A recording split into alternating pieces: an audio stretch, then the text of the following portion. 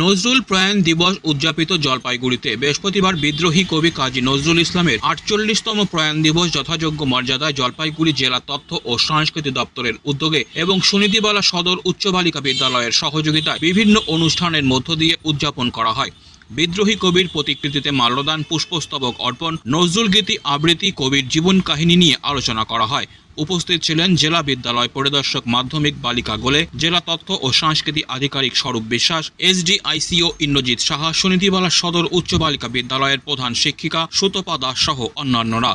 জেলা তথ্য সাংস্কৃতিক আধিকারিক স্বরূপ বিশ্বাস বলেন, বিদ্রোহী কবি কাজী নজরুল ইসলামের প্রয়াণ দিবস পালন করা হলো। নজরুল গীতি, কবির চিন্তাধারা নিয়ে আলোচনা সভা অনুষ্ঠিত হয় এদিন।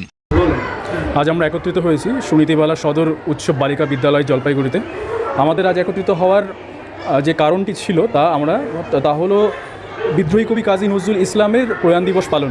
সেই উদ্দেশ্যেই আজ এই বিদ্যালয়ের সহযোগিতায় আমরা তথ্য ও সংস্কৃতি বিভাগ, পশ্চিমবঙ্গ সরকারের নির্দেশনায় আমরা তথ্য ও সংস্কৃতি দপ্তর জলপাইগুড়ি থেকে এই অনুষ্ঠানটি করলাম।